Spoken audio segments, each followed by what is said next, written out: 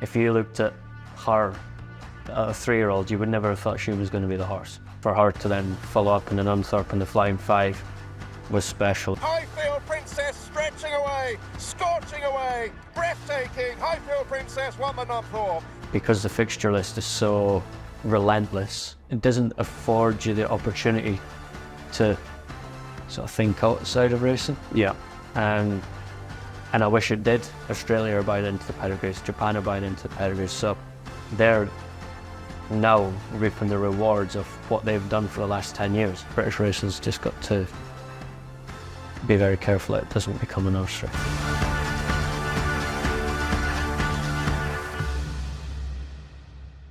Jason, thanks for coming in. Good to see you. Good to have you here on the podcast.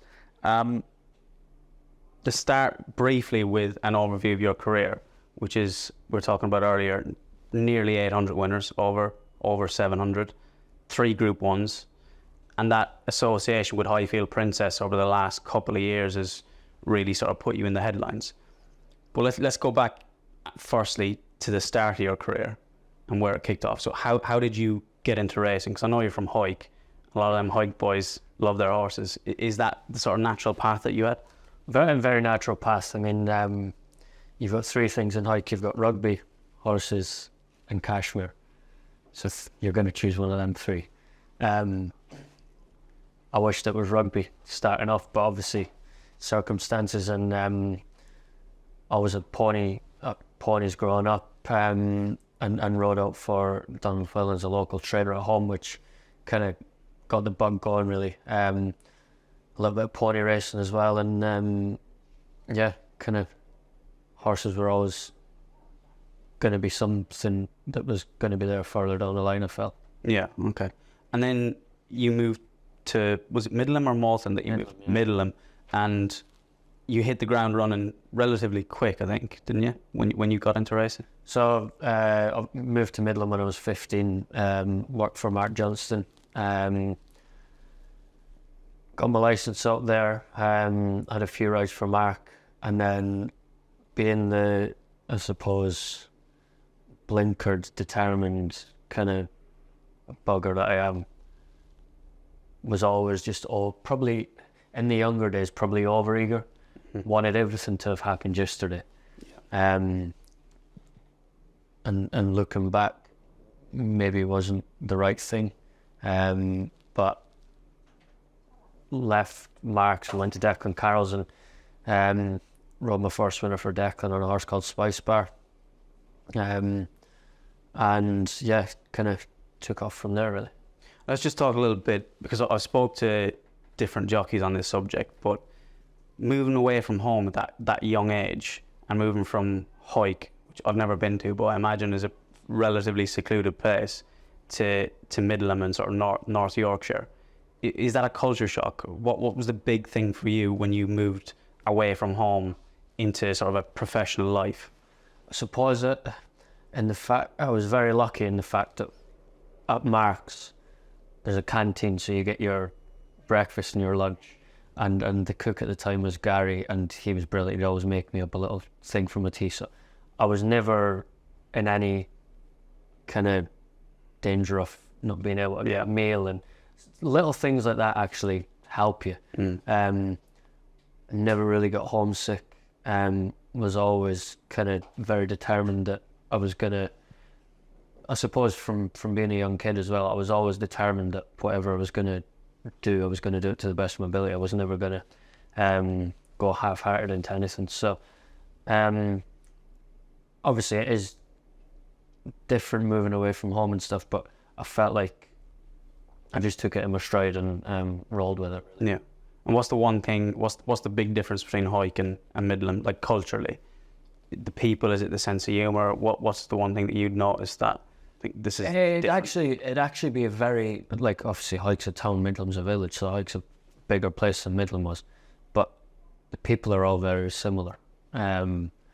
Hike's probably one of the most grounded places you'd come across. Like, if there's a lot of good sports people come out of Hike, and when you go home you're the same as everyone else. There's no licking arses or anything like that. It's always, you're just one of the lads.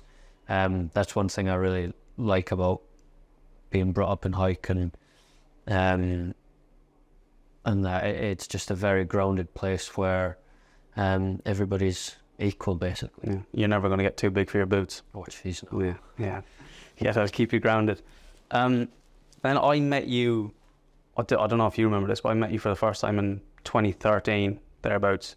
I just moved over to Richard Fahey's just for a summer, just to ride out. Knew nothing about racing, generally speaking. And I met you and we were having a chat. I think we were having a Chinese or something. And you said to me, oh, you know, it'd be nice if I could be Champion Apprentice this year. And I was like, what a moon, man. Didn't know who you were, thinking, who's this guy walking in here wanting to be Champion Apprentice? But you went and won it that year. And that was, to me, was the first time I'd interacted with someone who was a champion of anything, really. So for you, like I said, going from that transition through pony racing to Mark Johnson's to Champion Apprentice, what did that mean after all the work that you put in? It was nice, and the thing was, about the year I was Champion Apprentice, I think I only rode 6 winners from a bus that year. So a lot of people who are Champion Apprentice have got the backing of likes of Richard Fahey or likes of an Andrew Baldwin, a big yard behind them that have got the amount of horses to give young lads a chance. And Declan was great at giving me a chance. Obviously his stepson was riding at the time, so he got a good few rides, but I was lucky in the fact that I had kind of got going the year before, and Eric Alston's horses flew that year. I rode a lot of winners for Eric, and it was nice that I had ridden winners for a whole variety of trainers. It wasn't, all the winners were just coming from one sort of place, which I think has helped further down the line. It took a hell of a lot of work and hours, but it was something I'm very proud of, to be honest. Yeah, and you should be. I think that's a pretty big achievement by any means. And then you had a difficult period, didn't you? Due to, I think, was it an injury that you sustained? Yeah. So that difficult period after you'd been Champion Apprentice, obviously you hit that real high, and then you hit a real low, which is an injury, and everyone knows that can knock the stuff out of you physically and mentally. Yeah. So can you tell us a little bit about how low that low went when you're in that space, you've had that injury, and you're obviously concerned about your career and where it's going? How low was it for you? Well, I think you got to look the year before that. So I was Champion Apprentice in 2013. In 2014, I'd still kept the winners. I think I'd ridden just short of 50 winners the year coming up my claim, and I thought, hey, oh, here we go, just keep it going, a nice upward progression. And then in 2015, I was absolutely flying, not necessarily riding in big races, but I was riding plenty of winners up until this stage. And it was the Friday before the Northumberland Plate meeting at Doncaster, and I'd done my ACL and MCL, and it was one of them where I thought I was fine, so I rode for another week, and then obviously it was at the time where Jackberry House had just opened. Yeah. So to have that facility on my doorstep made things a hell of a lot easier.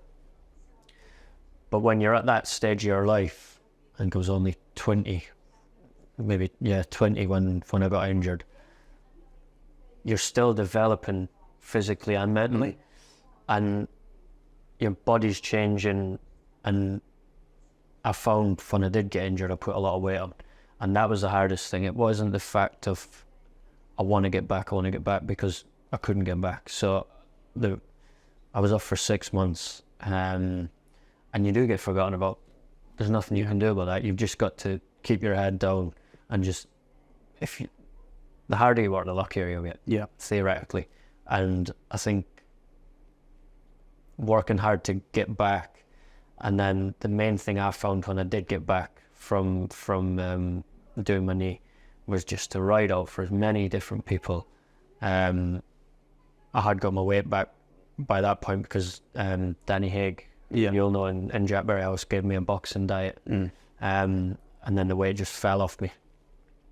But if you're willing, like I'd say to any young lad coming through now, if you're willing to work hard, then you will reap the benefits of it. Yeah. I was riding out for every single day for a different trainer every day, and just trying to build contacts back up to try and get going again. Yeah.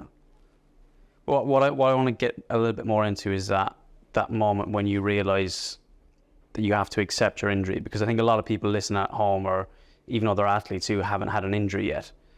So I always found I had 2 relatively serious injuries to my career that took me out of the game for a couple of months at a time, and it wasn't the pain, the physical pain from the injury. It was realising almost immediately, fuck, I'm out now for at least a couple of months. All the rides I'm going to miss. How am I going to get back my weights? And it's a whole amalgamation of things happening. So how did that feel for you? That moment of, I've got to accept this, because most people don't get that in their life. That oh God, panic mode. Yeah, I've got to get through this. And I found the first couple of weeks harder than any other part. So the first couple of weeks and the last couple of weeks, I think for me, were the hardest parts, because the first couple of weeks, you're still scrolling through race and admin thinking, gee, what am I missing? But then you've just got to roll with it. I think you've got to put the race into the back of your mind and just realise that you've got an injury. Use it as an opportunity, whether it's to get as strong as you can, as fit as you can, as healthy as you can, whether to, obviously we have jets, to use your jets court. You've got to channel your frustration and I think use it in a positive way. I mean, is that what it was for you? Was it frustration? Frustration, yeah. Because it's different for different people. Yeah. Some is like, it's depression, some it's frustration or anger. For you, it was frustration. And the thing is, you're frustrated, but you can't do anything about it. So you've just got to roll with it and keep working as hard as you can to obviously both maintain your fitness, but work on getting back as quickly as you can. I was obviously maybe a little bit different in the fact that it's a kind of set time for you've got to give the ligaments to heal when you've had an operation and stuff. But yeah, I think you've got to channel your frustration into a positive way to not, I never got depressed or anything like that, but I could see how people would. Yeah. So you were lucky enough, in a sense, to figure out that the only way out of this is grafting your way through it, essentially. And yeah, exactly. I think the minute you start feeling sorry for yourself in that situation, you're gonna keep sliding down. So you've just got to channel everything that's going on and just try and take a positive out of every negative that there is. Yeah. Which, don't get me wrong, isn't easy. But if you can find the right positive to take out of the negative, then it'll help you in the long run. And then tell me about after that injury. I'm assuming it was like a rebuild mission for you from there. How difficult was that? Yeah, it was a rebuild. My first winter back after my injury was actually, I'd never really ridden for much, but my first winter back for injury was for John Quinn. Yeah. And then our relationship from obviously then to now, which I'm sure you get onto, has flourished through the years. But I'd never ridden out for John before, and I was going in kind of 1 day a week. Like I said, I was riding out for a different trainer every day, and I'd met Sean at a hunt ball, and that kind of helped us along with that, with getting in with John. But riding out for as many people and just trying to rebuild relationships with obviously trainers that you had been riding for, trying to get some new contacts. Yeah. I think at that point it was just all about getting rides. And then when I had that first winner, then they started coming again. John Quinn, I think, very interesting character. I was lucky enough to ride him a couple of winners as well when I was apprentice. Tell me a little bit about your relationship with John. What I'm most interested in is the instructions he gives you before a race. Because obviously different trainers have different ways of giving instructions, and maybe it was just the type of horse I rode for John, but we had a really good strike rate when I was apprentice, and it was generally roughly the same set of instructions each time. Yeah, he's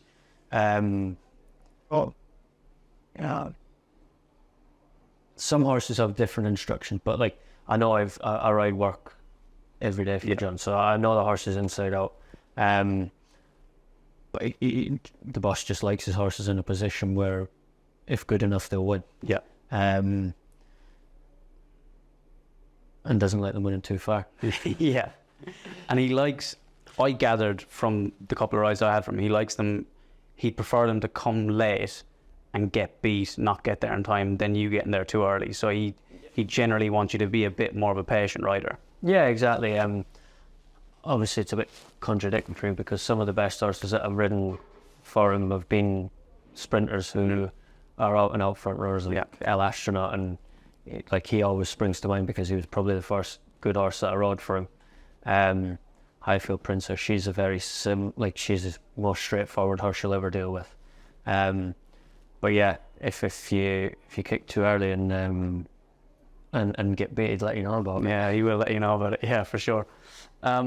We'll get on to Highfield Princess in a minute because obviously that's put you in the headlines recently. But let's talk a little bit about the other trainers that you ride for. You mentioned Eric Alston earlier and how important that relationship was. So just generally your relationships with trainers, do you have to put in a lot of personal time and effort to maintain those relationships, or is it just riding out, or is it just at the races? Just for people at home who don't understand a jockey-trainer relationship. Well, like every horse, like every jockey, like every trainer, they're all different. And I remember I was getting going with Eric and asked him one day if he wanted me to go on and ride out, and Eric trains sort of down in Preston, and he said, if I don't know what my horse is doing it at home, then I don't need you to tell me to come in and tell me what's happening. Like, never one trod out for Eric, and the relationship that we had, and I still speak to him now. He's retired now, and still speak to him. But he just Eric was very easy to ride for in the fact that he never gave me any instructions. It was always ride off field kind of thing, and I think that actually helped my confidence. He was kind of believing in me to go out and do the job. Obviously, he had done his job, and then I got on and done my job. So Eric was very easy to ride for. Obviously, Mark and Charlie Johnston, they're the same.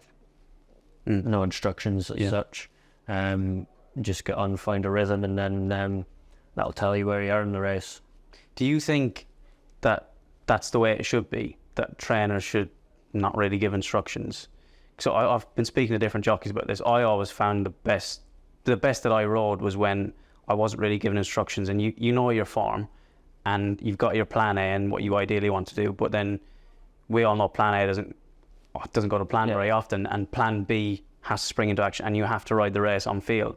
Do you think that's the way it should be, that maybe trainers shouldn't interfere so much? Yeah, the thing is as well, you've got to think, like, if you've never sat on a horse before, you're then relying on the trainer to, obviously you'll have watched his videos and things like that, but there might be a little quirk that the horse has that maybe you've seen a horse fly home and you think, oh God, if the previous time it had sat closer to the pace and wet one, but then that trainer could turn around and say, oh, he doesn't want to get there too soon, and things like that. So I do feel that trainers' insights is very interesting as well, because they might be able to tell you a small little thing about a horse that might change your complexion on the way that you're thinking about the race. Yeah. I do agree with you in the same sense that riding off field, you can ride with more flow, and when you haven't got instructions, I think you just got that little bit of freedom, to go on your instinct. And instinct is a good word, because when you ride off instinct, you 9 times out of 10 make the right choice, rather than riding off trying to do the right thing. And it's obviously every jockey's in a different position. Like, I can't imagine Ryan Moore gets many instructions. He's the best jockey in the world. I can just imagine that people leave him to it. Obviously, when you're an apprentice, then all you're going to want to do is follow what the trainer wants you to do, which when you kind of start getting plenty of experience, you got to realise that sometimes you just got to go to plan B and just take it on the chin. One thing I'm interested to ask you as well, because I feel like this might be different from each jockey, but what are you thinking during a race? Because we've talked about riding on instinct, and I felt like the majority of the time, or when I was riding well and I was riding winners, it was on instinct. There wasn't like a dialogue in my head. I wasn't speaking to myself thinking I'm going to go left now. It just kind of happened. Like if you're driving a car really fast and you just take a turn, you don't think about it. It is instinct, and there's not a thought process as such. But when you're going through a race, are you thinking, is there words in your head, or are you visualising things, or how is your head ticking through the race? I like to think that I've done my form properly beforehand. So if you have dropped in, you need to know what horses you're going to follow. So as long as you've done your form and you think, right, well, I'm going to 10 to 1 shot favourites over there, I'll try and just get latched onto the back of the favourite, and hopefully that should take me to the furlong. And if I'm good enough, then I'm good enough. If I'm not, I'm not. I like to have done my form and kind of gone through what I think might happen. When that doesn't happen, then obviously it comes on to just ride off feeling. Just don't really know what I think for a race, but you just. But are you thinking that's my point? In the race, you jump out of the gates and say you see the pace angle moving across. Are you thinking, I'm going to go follow that? Or are you just instinctively going to follow it? Do you know what I mean? All depends on the horse, really. And the track as well, I think. Yeah.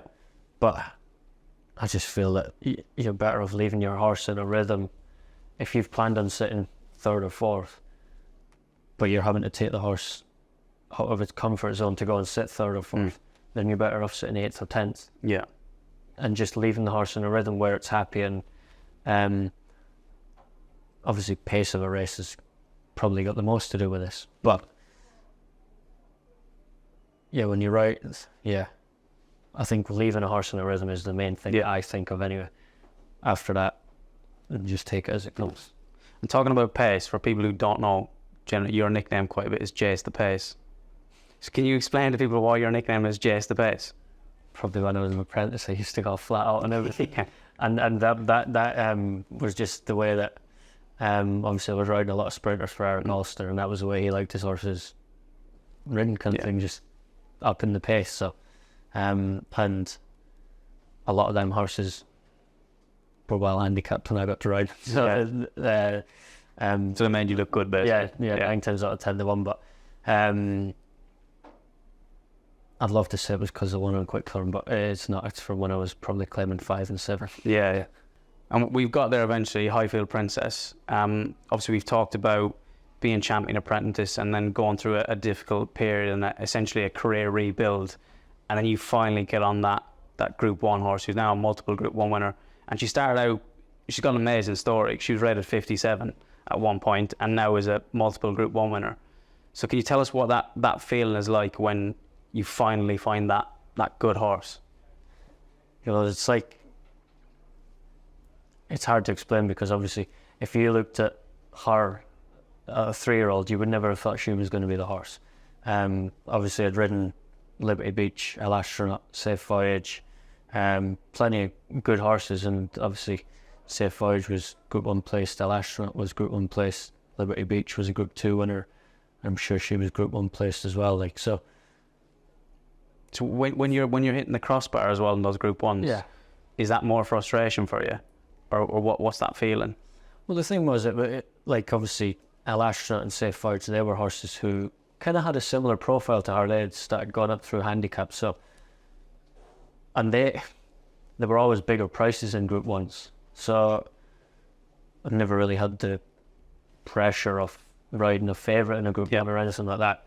So for her to come along, obviously she won the Duke of York last year. She won the all-weather final, then the Duke of York.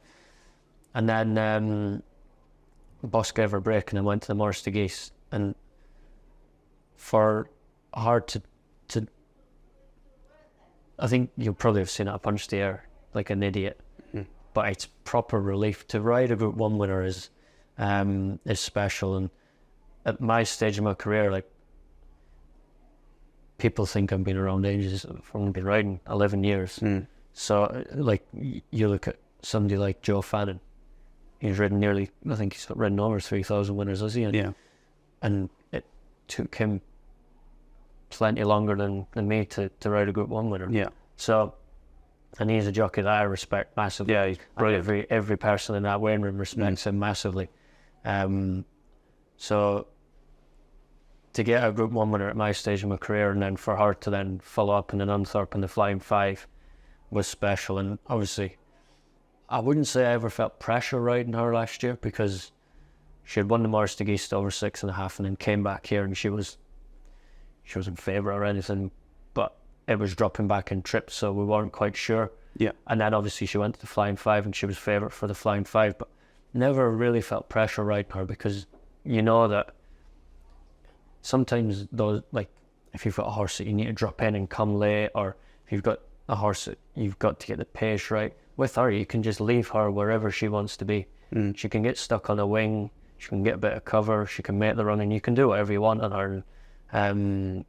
So you're never really thinking, what if this happens or what if that happens? Yeah. With her, it's just simply just go out and ride her, and she does the hard bit.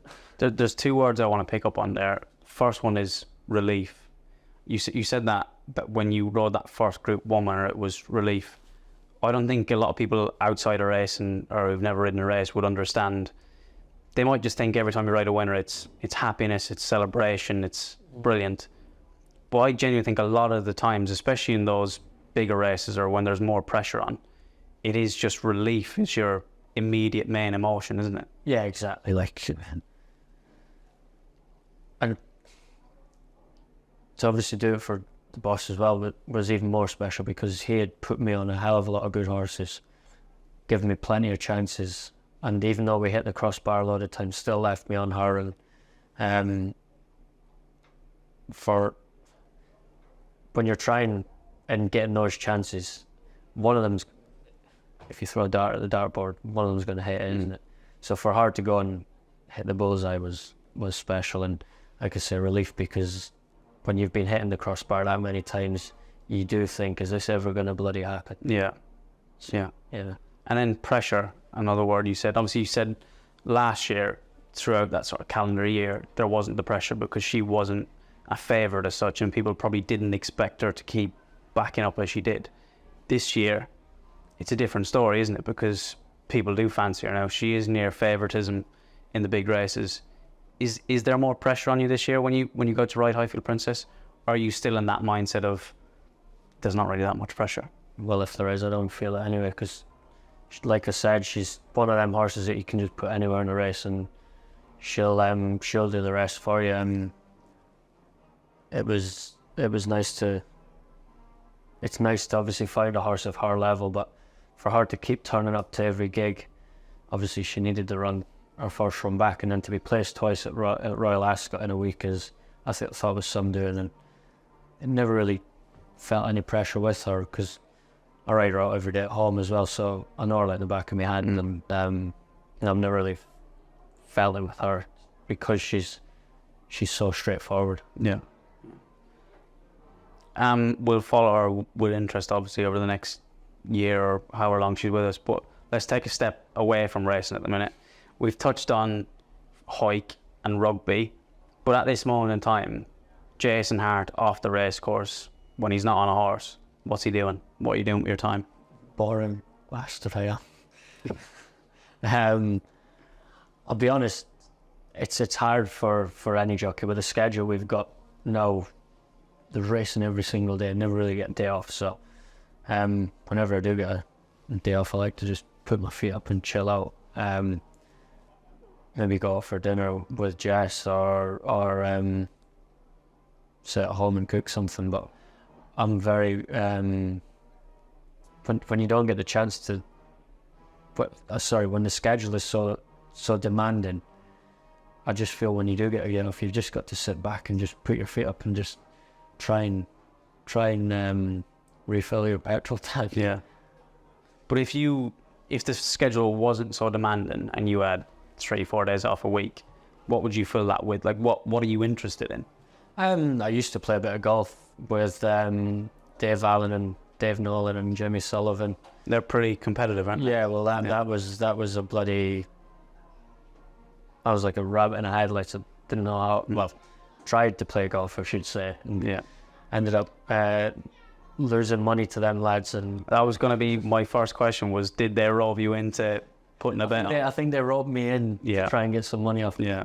But yeah, it was always good crap. But golf, I don't know if I really had the head for it. I've not.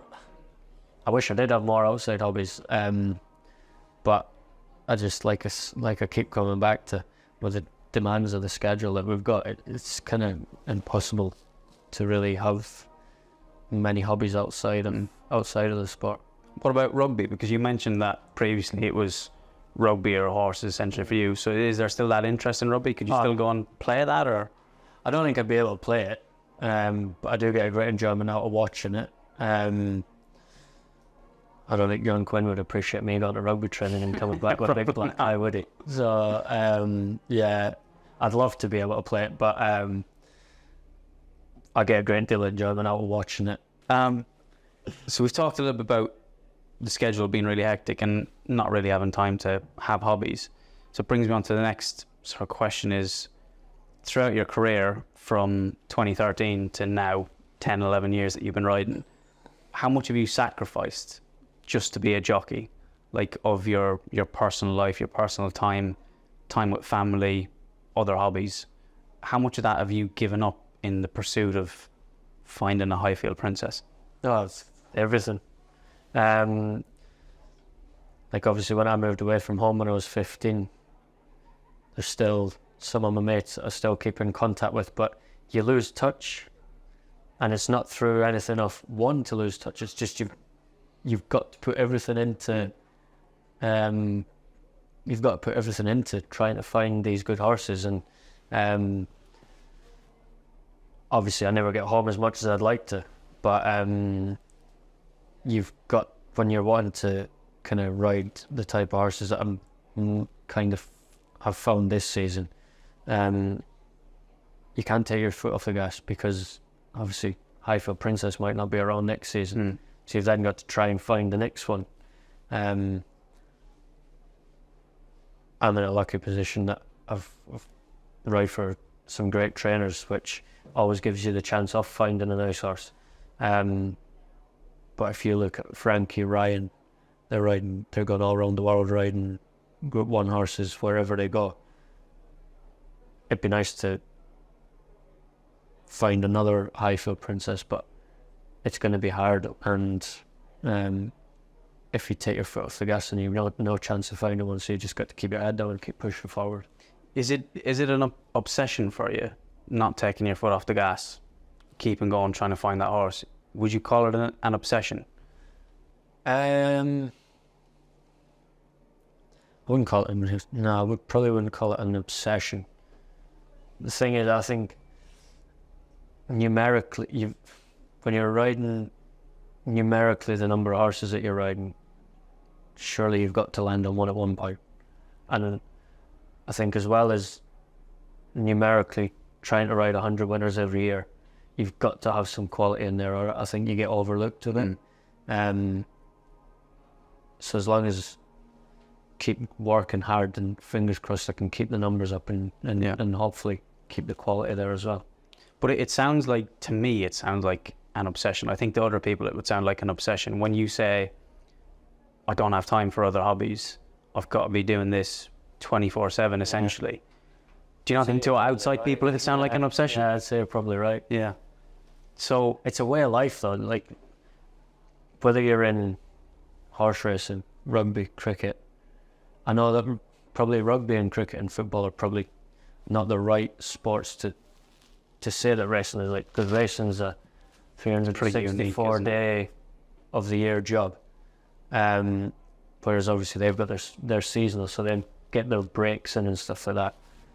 We don't really, what is it, we get a week in November or 8 days, yeah. Yeah, 8 days in November, so we don't really get the chance to let ourselves down and that. So you're probably right, probably is an obsession.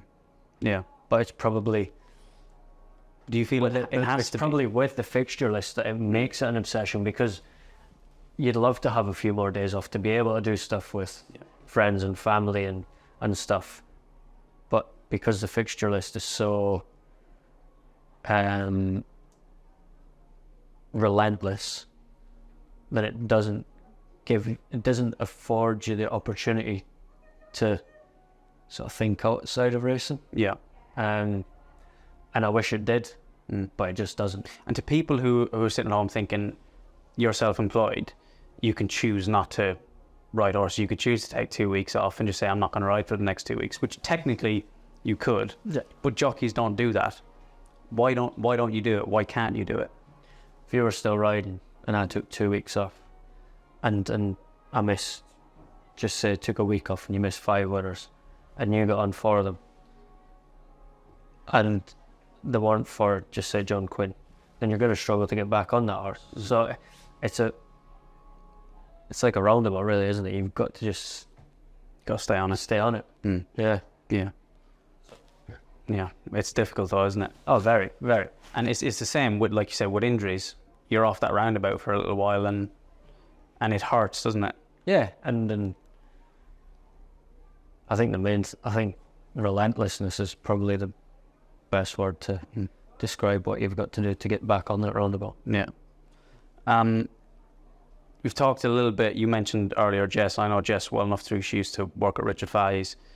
How important is that relationship behind the scenes in helping you sustain your career? The best thing about Jess is obviously her brother rides Richie McLaren and her dad's a steward. They've got plenty of family ties in racing, so she knows exactly what I'm having to do to earn a living. I think if a lad had a partner who wasn't in racing, they'd be thinking, it's 1 o'clock in the morning, why are we not home from work yet? Whereas for me, it's grand because Jess understands that I might be in the 8:50 at air, so I'm not going to be home till 1 o'clock. Yeah. They're not going to be, so for me it's great because obviously Jess is very, understands what I do, which makes life so much easier. And when you go home, do you talk about, this was my day at work, these are the 5 yokes I rode at air, or do you try and stay away from that type of conversation and have some sort of normality away from probably normality more than anything. If I asked her what she thought, she'd tell me, like. Really? Yeah. Oh, yeah. Would she? I'd say you'd give one a shit. Is she critical, like, or? If I asked her, then she wouldn't be, but we don't really talk about racing that much in the house. Saying that whenever I come home from racing, she's always sat watching racing. Really? Yeah. So it's still in her. Racing's still in her, even though she doesn't work in racing anymore. But no, she's very understanding, and that makes life at home a lot easier for me. Yeah. And that little, I'd imagine, is it like a little escape when you get home and you're speaking to Jess, and although she understands racing, you can get away from racing? Is that a little escape for you? Is that important for you to be able to sort of keep going? I think it's important that she understands it, and that just makes it so much easier for me to do my job and then get home and just chill out. Not have to sit and talk about 5 Reggio at Beverley or whatever, and you can just have a normal relationship, really. Yeah. Here's one I'd be interested to ask you as well. Say in the future you have children, would you encourage your kids to be jockeys, or would you say, go do something else? I think the way racing is going right now, unless there was a drastic change, I'd be pushing them away. Yeah. Yeah. I think one thing that horse racing in this country has got to watch is that horse racing in the UK doesn't, for jockeys, doesn't become a nursery for the rest of the world. You look at Andrea Etzeni, he's a world-class rider. Obviously, has ridden I don't know how many Group 1 winners in England, and he's left England to go to Hong Kong. If you look at the judgment yesterday, if you look at Great Voltager yesterday, so there was 4 runners in the judgment. There was a 5 in the 5 in the Voltager.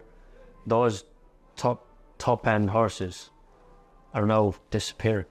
They're going in Australia. They're going in Hong Kong. They're going, you name it. They're being bought for elsewhere. And if I was an owner, then you take them on. Financially makes sense. Yeah, it financially makes sense. But then the problem we've then got further down the line is Japan are going to have our pedigrees, so they're going to have the best, obviously, pedigrees in British and Irish racing are probably the best pedigrees that are in the world. But then Australia are buying into the pedigrees, Japan are buying into the pedigrees, so they're now reaping the rewards of what they've done for the last 10 years. Yeah. And I think racing's just got to be very careful that it doesn't end up being a nursery for jockeys and trainers as well as horses. Have you ever been tempted to go to Hong Kong, Australia and America, take that plunge because of the relentless fixture list or whatever it might be? Have you ever thought, I'd like to try my luck somewhere else? You need to meet a criteria, Yeah. and I've not met it yet. Okay, yeah. But you never know what would happen in the future. Obviously, it'd be nice to experience different parts of the world. Obviously, I've been to Breeders' Cup and things like that, so it'd be nice to obviously I don't think I'd ever want to move away from the UK because it's home, isn't it? Yeah. For me, but I wouldn't mind doing a winter stint or something in another country. But yeah, I just think British racing's just got to be very careful that it doesn't become a nursery. Yeah. And then you mentioned briefly Breeders' Cup. So you went to the Breeders' Cup. Can you tell us a little bit about that experience and maybe the differentiation between the UK race courses and the British or the American race courses? Well, you'd have to say that the British race courses are so unique compared to America. Obviously, America are all oval, oval tracks, and obviously in Britain you've got left-handed, right-handed, uphill, downhill, undulating. You've got so many different variations, and I think that's what makes British racing so unique and special, is that we've got all these different racetracks. So you might have a horse that's suited to Ripon, but then somebody else might have a horse who's suited to York or Goodwood or Ascot, and I think having that variation is great. Obviously in America it's a slightly different thing, where in America it seems like, obviously I've not ridden there massively, I've only had 2 or 3 rides out there, but the races seem to be won in the first furlong, whereas in England they're won in the last furlong. But great experience, Breeders' Cup, it's something else for us. Yeah. 2 final questions to finish off on before I let you go. And I'm going to ask these to every jockey that comes on the podcast. If you were to look back at your career and you could change anything, or you could change one thing, what would you change? Nothing. Nothing. No regrets. Don't regret anything in life, because it makes you who you are. So if you're to look back yesterday, what can you do about yesterday? You can't do nothing about it. So if you've just got to keep looking forward. The minute you start regretting things, then you start overthinking things, and then that can then have a negative impact on something in the future. So what happened yesterday happened. Can't do anything about that. Just got to look forward. And do you find that easy to? Yeah. To really? Yeah. I could never do that. Yeah. Last one, kind of along a similar theme, but if you go back and give some advice to your younger self, you've seen little Jason Hart, what piece of advice would you give him? Well, I suppose if I was to give any advice to a young kid coming into racing, give 110%. Yeah, but to Jason Hart, I'm trying to think for yourself. Yeah, well, I've just said that because I can't think what I was saying myself. You've got no advice for young Jason Hart. If I could have done one thing differently, and like I said, I don't regret anything, but it would have been staying at Mark Johnston's longer when I was younger. So more patience. Yeah. But like I said, that's in the past, and can't do anything about that now. So yeah. Good. Thanks, William, for coming on. It's been great speaking to you and having you on the podcast, and we'll all be watching you with interest over the next couple of months and years. Thanks for coming on. Top man, Junior. Cheers.